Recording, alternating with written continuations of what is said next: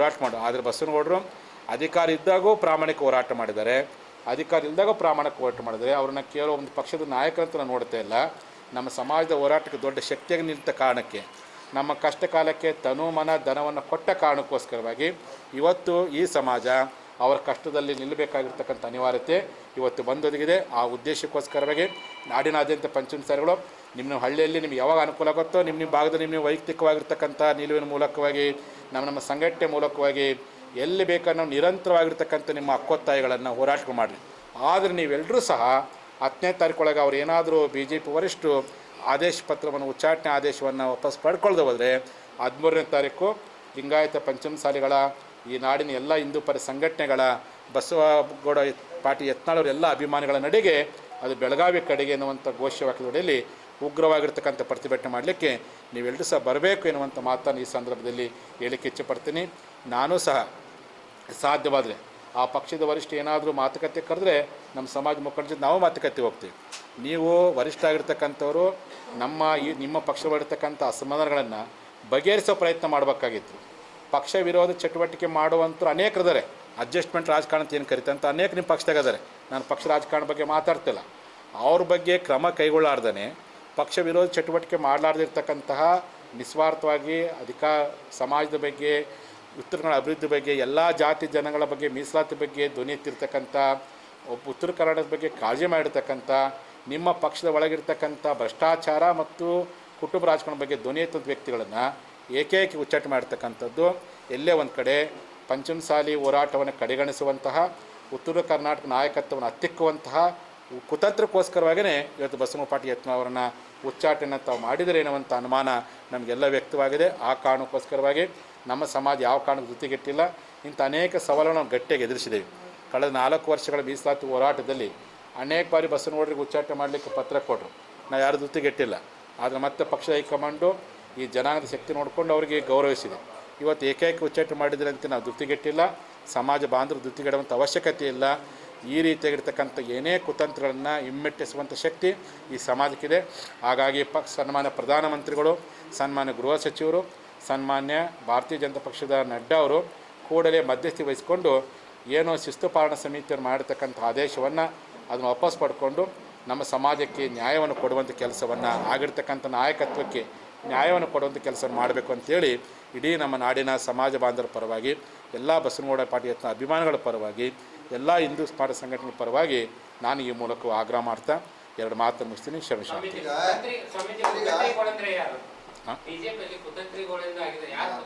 ನೇರವಾಗಿ ನಿಮಗೆಲ್ಲ ಗೊತ್ತಿದೆ. ನಾನು ಆಲ್ರೆಡಿ ನಿನ್ನೆ ಧಾರವಾಡ ಪ್ರೆಸ್ ಮೀಟ್ ಹೇಳಿದ್ದೀನಿ, ಇವತ್ತು ಬೆಳಗಾವಿ ಪ್ರೆಸ್ ಮೀಟ್. ನನ್ನ ನಾಲಿಗೆಯನ್ನು ಹೇಳಿ ಯಾಕೆ ನಾವು ಹೊಲಸು ಮಾಡ್ಕೊಳ್ಳಿ. ಈಗ ನೋಡ್ರಿ, ಅಲ್ರಿ ಯಡಿಯೂರಪ್ಪನವರು ಮಾಡಿರ್ತಕ್ಕಂಥ ಕುತಂತ್ರ, ಅವತ್ತು ಮೀಸಲಾತಿಯನ್ನು ಕೊಡ್ಲಾರಕ್ಕೆ ಒಂದು ಕುತಂತ್ರ ಮಾಡಿದರು. ಇವತ್ತು ಬಸವನಗೌಡ ಪಾಟೀಲ್ ಯತ್ನಾಳ್ ಜನಪ್ರಿಯತೆ ಎಲ್ಲಿ ಅವರು ರಾಜ್ಯದ ಮುಖ್ಯಮಂತ್ರಿ ಆಗ್ತಾರೋ, ಎಲ್ಲಿ ಅವರು ರಾಜ್ಯಾಧ್ಯಕ್ಷರಾಗ್ತಾರೋ, ಈ ಒಂದು ಹೊಟ್ಟೆ ಕಿಚ್ಚು ಕಾರಣಕ್ಕೋಸ್ಕರವೇ ಇವತ್ತು ಕುತಂತ್ರ ಮಾಡಿದ್ರೆ ಅಂತ ಅನುಮಾನ ನಾನು ಹೇಳ್ತೇನೆ, ಇಡೀ ರಾಜ್ಯ ಜನತೆ ಹೇಳ್ತೇನೆ, ಇಡೀ ಸೋಷಿಯಲ್ ಮೀಡಿಯಾ ಹೇಳ್ತಾ ಇದೆ. ಆ ಕಾರಣಕ್ಕೋಸ್ಕರವಾಗಿ ಅವತ್ತು ಮೀಸಲಾತಿಗೆ ವಿರೋಧ ಮಾಡುವಂಥ ಮನಸ್ಸುಗಳೇ ಇವತ್ತು ಬಸವನಗೌಡ ಪಾಟೀಲ್ ಯತ್ನಾಳ್ ಕುತಂತ್ರ ಮೂಲಕವಾಗಿ ಉಚ್ಚಾಟನೆ ಮಾಡೋ ಪ್ರಯತ್ನ ಮಾಡಿದ್ದಾರೆ. ಅವ್ರಿಗೆ ಈ ರೀತಿ 6 ವರ್ಷ ಉಚ್ಚಾಟನೆ ಆದ ತಕ್ಷಣ ನಿಮ್ಮ ಸಮಾಜ ತಕ್ಷಣ ಬೀದಿಗಿಳಿದು ಹೋರಾಟ ಅವರ ನೆರವಿಗೆ ಧಾವಿಸಬೇಕಾಗಿತ್ತು. ಎಲ್ಲ ಕಡೆ ಎಲ್ಲ ಕಡೆ ನಮ್ಮ ಸಮಾಜದವರು ಪ್ರತಿಭಟನೆ ಮಾಡಕತ್ತಾರೆ. ಈಗಾಗಲೇ ಗೋಕಾಕ್ ತಾಲೂಕಿನ ಫಸ್ಟ್ ಬಳುಗೋಳ ಹಳ್ಳಿಯವರು ಅವ್ರು ಇವತ್ತು ಅಲ್ಲೇ ದಾನ ಮಾಡೋ ಪ್ರತಿಭಟನೆ ಮಾಡಿದ್ದಾರೆ. ಬೈಲಹೊಂಗಲ ತಾಲೂಕಿನವ್ರು ಈಗ ತಾನೇ ಬೈಕ್ ರ್ಯಾಲಿ ಮಾಡಿ ಪ್ರತಿಭಟನೆ ಮಾಡಿದ್ದಾರೆ. ವಿಜಯಪುರದ ಪ್ರತಿಭಟನೆ ಸಮಾಜದವರು ನೋಡ್ರಿ, ಆಯಾ ತಾಲೂಕು ಮಟ್ಟದಲ್ಲಿ, ಜಿಲ್ಲಾ ಮಟ್ಟದಲ್ಲಿ ನಮ್ಮ ಸಮಾಜ ವಾಲಂಟ್ರಿ ಪ್ರತಿಭಟನೆ ಮಾಡಕತ್ತಾರೆ. ರಾಜ್ಯ ಮಟ್ಟದ ಪ್ರತಿಭಟನೆಯನ್ನು ಬೆಳಗಾವಿಯಲ್ಲಿ ಏಪ್ರಿಲ್ 13 ತಾರೀಕು ಮಾಡ್ತೀವಿ. 10ನೇ ತಾರೀಕೊಳಗಾಗೇ ಆದೇಶ ಪತ್ರ ಪಡೆದೇ ಹೋದರೆ 13 ಗೃಹ ಪ್ರತಿಭಟನೆ ಸಮಿತಿ ಮಾಡ್ತೀವಿ. ಅವತ್ತು ನಮ್ಮ ಅಂತಿಮ ನಿರ್ಧಾರವನ್ನು ನಾವು ಕೈಗೊಳ್ತೀವಿ. 13 ತಾರೀಕು ಅನೌನ್ಸ್ ಮಾಡ್ತೀವಿ ನಾವು. 13 ತಾರೀಕಿನ ಬೃಹತ್ ಪ್ರತಿಭಟನಾ ಸಭೆಯಲ್ಲಿ ಪಂಚಮಸಾಲಿಗಳ ನಡೆ ಏನಂದ್ರೆ ಅವತ್ತು ನಾವು ಅನೌನ್ಸ್ ಮಾಡ್ತೀವಿ. ನಾವು ಅಂತ ನೋಡ್ರಿ, ಈಗಾಗಲೇ ಅವರು ಲಾಠಿ ಇಟ್ಟು ಹೊಡೆದು ಅವಮಾನ ಮಾಡೋದು, ಅವ್ರನ್ನೂ ದೂರ ಇಟ್ಟೇವಿ. ಇವರು ನಮ್ಮ ಲೀಡ್ರನ್ನ ಹತ್ತಿಕ್ಕಿ ಇವ್ರನ್ನ ಎರಡನ್ನೂ ಸಮಾನವಾಗಿ ದೂರೀಕರಿಸಿ ಪರ್ಯಾಯವಾಗಿರ್ತ ಆಲೋಚನೆ ಹೆಂಗೆ ಸಂಘಟನೆ ಮಾಡಬೇಕು, ಜನರಲ್ಲಿ ಹೆಂಗೆ 3 ವರ್ಷಗಳ ಕಾಲ ಹೆಂಗೆ ಜಾಗೃತಿ ಮಾಡಬೇಕು, ನಮ್ಮ ಜನರನ್ನ ಯಾವ ರೀತಿ ಎಜುಕೇಟ್ ಮಾಡಬೇಕು ಚರ್ಚೆ ಮಾಡ್ತೇವೆ. ನಾವು ಚರ್ಚೆ ಮಾಡ್ಕೊಂಡು ನಿರ್ಧಾರ ಮಾಡ್ತೀವಿ. ಮಾಡ್ತೀರಿ ಸಮಾಜ ವತಿಯಿಂದ? ಆತ್ಮಹತ್ಯೆ ಶಕ್ತಿ ಪರಿಚಯ ಮಾಡ್ತಾರೆ ಮತ್ತೆ ಇತರ ಸಮಾಜಗಳ ಸಪೋರ್ಟ್ ತಗೋತೀರಿ? ಎಲ್ಲರೂ ಯಾಕಂದ್ರೆ ಅವ್ರಿಗೆ ಬಸವನಗೌಡರು ಕೇವಲ ಪಂಚಮಸಾಲಿ ಲಿಂಗಾಯತ ನಾಯಕರಲ್ಲ, ಅವ್ರಿಗೆ ಎಲ್ಲ ಜನಾಂಗದವ್ರ ಮೇಲೆ ಅಭಿಮಾನ ಐತೆ, ಅವ್ರ ಮೇಲೆ ಎಲ್ಲ ಸಂಘ ಅಭಿಮಾನ ಐತೆ, ಎಲ್ಲರೂ ಬರ್ತಾರೆ, ಎಲ್ಲರೂ ಸಹಯೋಗ ಪಡ್ಕೊಂಡು ಎಲ್ಲರೂ ಸಹಕಾರ ಪಡ್ಕೊಂಡು 13 ತಾರೀಕು ನಾವು ದೊಡ್ಡ ಪ್ರಮಾಣದಲ್ಲಿ ಪ್ರತಿಭಟನೆ ಮಾಡ್ತೀವಿ. ಸಮಾವೇಶ ಆಗುತ್ತಾ ಪ್ರತಿಭಟನೆ ಆಗುತ್ತೆ? ಪ್ರತಿಭಟನೆ ಪ್ಲಸ್ ಸಮಸ್ಯೆ ಎರಡು ಮಾಡ್ತೀವಿ. ಇಲ್ಲ, ನಾವು ನೋಡ್ರಿ ಪಕ್ಷ ಕಟ್ಟೋದು ಬಿಡೋದು ನನಗೆ ಸಂಬಂಧಪಟ್ಟಿದ್ದಲ್ಲ, ಅದು ನಮ್ಮ ಪಕ್ಷದ ನಮ್ಮ ಸಮಾಜದ ನಾಯಕರು ಚರ್ಚೆ ಮಾಡಲಿ. ನಾನು ಅದಕ್ಕೆ ಹೇಳ್ತೀನಿ, ಬಸವನಗೌಡ ಪಾಟೀಲ್ ಯತ್ನಾಳ್ ಅವರು ಈ ಉತ್ತರ ಕನ್ನಡ ಅಭಿವೃದ್ಧಿ ಕುರಿತಾಗಿ, ಲಿಂಗಾಯತ ರಾಜಕೀಯ ಪ್ರಾತಿನಿಧ್ಯಕ್ಕೋಸ್ಕರವಾಗಿ, ಅಪ್ಪರ್ ಕೃಷ್ಣ ಪ್ರಾಜೆಕ್ಟಿನ ಅನುಷ್ಠಾನಕ್ಕೋಸ್ಕರವಾಗಿ ಯಾವುದೇ ನಿರ್ಧಾರಗಳನ್ನು ತೆಗೆದುಕೊಳ್ಳಿ, ಅವರು ಸಾಮಾಜಿಕ ನಿರ್ಧಾರ ಅಥವಾ ರಾಜಕೀಯ ನಿರ್ಧಾರ ಯಾವುದೇ ನಿರ್ಧಾರ ತೆಗೆದುಕೊಂಡು ಅವ್ರ ನಿರ್ಧಾರ ಜೊತೆ ನಾವು ಇಡ್ತೀವಿ. ಇದು ಮಾತ್ರ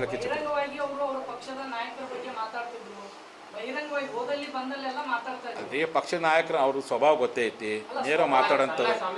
ನೇರವಾಗಿ ಅವ್ರು ಎದಕ್ಕೆ ಮಾತಾಡ್ತಿದ್ರು, ಸನ್ಮಾನ್ಯ ಪ್ರಧಾನಮಂತ್ರಿಗಳು ಕುಟುಂಬ ರಾಜಕಾರಣ ಭ್ರಷ್ಟಾಚಾರ ನಾವು ಒಪ್ಪಲ್ಲ ಅಂತ ಹೇಳ್ತಿದ್ರು. ಅದನ್ನೇ ಕನ್ನಡದ ಮಾಡ್ರಿ ಅಂತ ಪಕ್ಷಕ್ಕೆ ಇದ್ರಷ್ಟು ಮಾತಾಡ್ತಿದ್ರು. ಅವರು ಪಕ್ಷ ವಿರೋಧಿಯಾಗಿ ಮಾತಾಡ್ತಿರಲಿಲ್ಲ, ಸರಿಪಡಿಸೋದು ಮಾತಾಡಿದ್ದಾರೆ. ಅಲ್ಲ, ಅದನ್ನು ಕುತ್ಕೊಂಡು ಸರಿಪಡಿಸೋ ಪ್ರಯತ್ನ ಅಲ್ರಿ. ಈಗ ಅಂತ ಅವ್ರಕ್ಕಿಂತ 1000 ಪಟ್ಟು ತಪ್ಪು ಮಾಡಿದವರು ಪಕ್ಷ ಹೊಡೆದಂತ ಭಾಳ ಜನ, ಅವ್ರಿಗೆ ಯಾಕೆ ಕ್ಷಮಿಸಿರಿ ನೀವು? ನಾವು ಒಬ್ಬ ವ್ಯಕ್ತಿ ಇಲ್ಲ, ಅವರು ನಮ್ಮ ಸಮಾಜ ಮೀಸಲು ನಾಯಕರ ಕಾರಣಕ್ಕೆ ನಾವು ಇವತ್ತು ಅವ್ರಿಗೆ ಬೆಂಬಲ ನಿಂತೇವೆ. ಅವ್ರು ಅಲ್ಲ ಅಲ್ರಿ, ನಮಗೆ ನೋಡ್ರಿ ನಮ್ಮ ಹೋರಾಟಕ್ಕೆ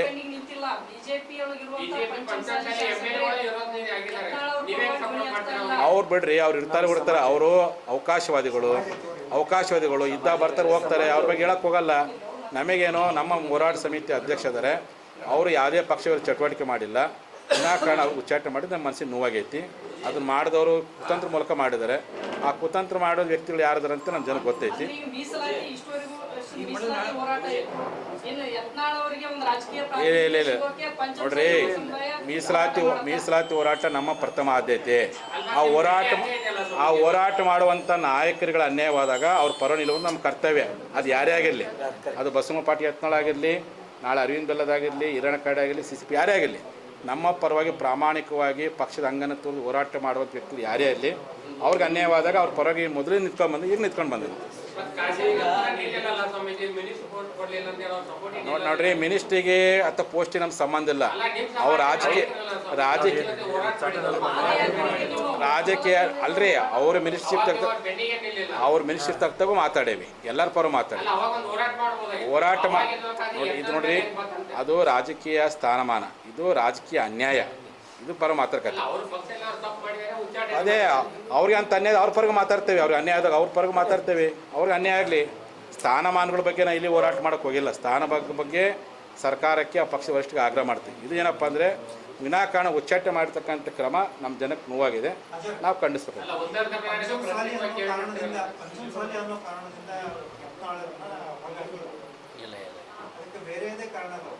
ಅಲ್ಲ, ಅವ್ರು ಅವ್ರ ಕಾರಣ ಹೇಳ್ಬೋದು. ನಮಗೇನು ಕಾರಣಪ್ಪ ಅಂದರೆ, ನಮಗೆ ನಮ್ಮ ಜನಾಂಗ ಬೆಳವಣಿಗೆ ಸಹಿಸಲಾರ್ದೆ ಮಾಡ್ಯಾರ ಅಂತ ನಾವು ತಿಳ್ಕೊಂಡೇವಿ. ಅವ್ರು 1000 ಹೇಳ್ಕೊಂಡ್ರೆ ಅವ್ರ ಕಾರಣ ಹೇಳ್ಕೊಬೋದ್ರಿ. ಒಳ ಉದ್ದೇಶ ಏನೈತಪ್ಪ, ಅವ್ರ ಪಕ್ಷದ ಏನು 1000 ನಿರ್ಧಾರ ಮಾಡ್ಕೊಳ್ಳಿ, ಅವ್ರ ದೃಷ್ಟಿ ಏನೇ ಇರಲಿ. ನಮ್ಗೆ ಏನು ಅನ್ಸೈತಪ್ಪ ಅಂದರೆ, ನಮ್ಮ ಜನಾಂಗ ನಾಯಕರುಗಳನ್ನೇ ಟಾರ್ಗೆಟ್ ಮಾಡಕತ್ತಾರೆ. ಇದು ಪಕ್ಷದ ಸಮಾಜ, ನಮ್ಮ ಜನಾಂಗದ ನ್ಯಾಯವನ್ನು ನಾವು ಕೇಳಕತ್ತೀವಿ. ಸಮಾಜ ನಾಯಕರ ಅನ್ಯಾಯ ಆಗ್ತದೆ ಕೇಳಕತ್ತೀವಿ ಅಷ್ಟೇ. ನಮ್ಮ ಜನಾಂಗದ ನಾಯಕರ ಅನ್ಯಾಯ ಆಗೈತಿ, ಅನ್ಯಾಯ ಆಗಬಾರ್ದು. ನಿಮಗೆ ದುಡ್ದಾರ ನಾಯಕರು ನೋಡ್ರಿ, ನಾಯಕರನ್ನ ಬೈದ್ರೆ ಮಾಡಿದ್ರೆ ನಾಯಕರನ್ನ ಬೈದ್ರೆ ಮಾಡಿದ್ರೆ ಕುಳಿತು ಬಗೆಹರಿಸುವಂಥ ಅವಕಾಶ ಪಕ್ಷದ ವರಿಷ್ಠರಿಗೆ ಅವಕಾಶ ಇತ್ತು. ಸಂಧಾನ ಮಾಡುವಂಥ, ಹೊಂದಾಣಿಕೆ ಮಾಡುವಂಥದ್ದು, ಉಚ್ಚಾಟನೆ ಮಾಡುವಂಥ ಕ್ರಮ ಸರಿಯಲ್ಲ ಅಂತ ನಾ ಹೇಳ್ತಾರೆ.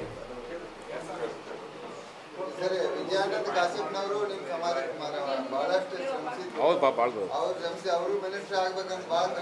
ಮಿನಿಸ್ಟರ್ ಆಗಿ ಮಿನಿಸ್ಟರ್ ಹೇಳ ಪಾಪ ಅವರು ಪಾಪ ಮಿನಿಸ್ಟರ್ ಯಾರು ಆಗ್ತಾರೆ, ಮಿನಿಸ್ಟರ್ ಆಗಿ ನಮ್ಮ ಸಮಾಜ ಯಾರು ಮಿನಿಸ್ಟರ್ MLA ಗ್ರಾಮ ಮೆಂಬರ್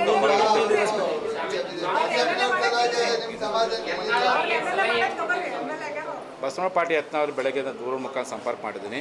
ಯಾವ ಕಾರಣಕ್ಕೂ ನೀವು ದುಡ್ಡಿಗೆಡ್ಬೇಡ, ಅವರ ದುಡ್ಡಿಗೆಟ್ಟಿಲ್ಲ, ಧೈರ್ಯವಾಗಿದ್ದಾರೆ. ನನಗೆ ಅವ್ರು ಧೈರ್ಯ ಹೇಳ್ಯಾರೆ, ಸಮಾಜ ಅವ್ರ ಪರವಾಗಿದೆಯೋ ಅಂತ ಮಾತು ನಾನು ಹೇಳಿದ್ದೇನಿಲ್ಲ. ಅಲ್ಲ, ನಾನು ಹೇಳಿದ್ದೇನಪ್ಪ ಅಂದರೆ, ಅವರು ತಮ್ಮ ಗಟ್ಟಿತನದಿಂದ ತಮ್ಮ ಕೂಗು ಏನಿದೆ ಉತ್ತರ ಕರ್ನಾಟಕ ಅಭಿವೃದ್ಧಿ, ನಮ್ಮ ಸಮಾಜ ಮೀಸಲಾತಿ ಹೋರಾಟ, ಅವರ ಸಿದ್ಧಾಂತಗಳ ಬಗ್ಗೆ ಏನು ಹೋರಾಟ ಮಾಡೋದು ಗಟ್ಟಿಯಾಗಿ ಮುಂದುವರಿಸಲಿ. ಅವರು ಸಮಾಜ ಒಳಿತಿಗೋಸ್ಕರವಾಗಿ, ನಾಡಿನ ಅಭಿವೃದ್ಧಿಗೋಸ್ಕರವಾಗಿ, ಉತ್ತರ ಕರ್ನಾಟಕದ ಅಭಿವೃದ್ಧಿಗೋಸ್ಕರವಾಗಿ ಏನೇ ಒಳ್ಳೆಯ ತೀರ್ಮಾನ ತೆಗೆದುಕೊಂಡ್ರು, ಅದು ರಾಜಕೀಯ ತೀರ್ಮಾನ ಇರ್ಬೋದು, ಸಾಮಾಜಿಕ ತೀರ್ಮಾನ, ಅವ್ರ ಜೊತೆ ನಾವು ಇಡ್ತೀವಿ ಅಂತ ಹೇಳಕ್ಕೆ ಇಚ್ಛೆಪಡ್ತೀನಿ. ಇಲ್ಲ, ನಾನು ಅದನ್ನೇನು ಹೇಳಕ್ಕೆ ಹೋಗಲ್ಲ. ನಮ್ದೇನಪ್ಪ ಈಗ ಮೊದಲು ಏನಪ್ಪ ಅಂದರೆ ಹೋರಾಟ ಮಾಡಿದವ್ರು ನಾವು ಹೆಂಗ್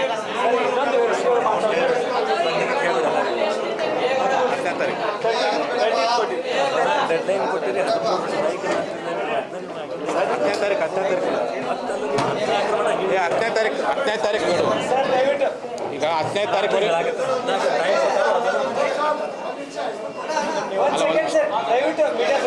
ಮೇಡಮ್ 10ನೇ ತಾರೀಕು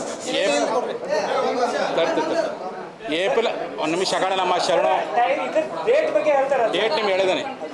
ಡೇಟ್ ಬಗ್ಗೆ ನೋಡಿ ಕಂಪೇರ್ ಮಾಡಿ. ಏಪ್ರಿಲ್ 10ನೇ ತಾರೀಕು ಒಳಗಾಗಿನೇ ಗಡುವು ಕೊಟ್ಟೇವಿ. 13 ತಾರೀಕಿಗೆ ಬೃಹತ್ ಪ್ರತಿಭಟನೆ. 10ನೇ ತಾರೀಕು ಗಡುವು ಕೊಟ್ಟಿದ್ದು ಸರ್. 10ನೇ ತಾರೀಕು ಏನಾರು ಅವ್ರು ಸಕಾರಾತ್ಮಕ ಪ್ರತಿಕ್ರಿಯೆ ಕೊಡಲಿಲ್ಲ ಅಂದ್ರೆ 13ನೇ ತಾರೀಕು ನಮ್ಮದು ಪ್ರತಿಭಟನಾ ಇದು ಮಾಡ್ತೀವಿ.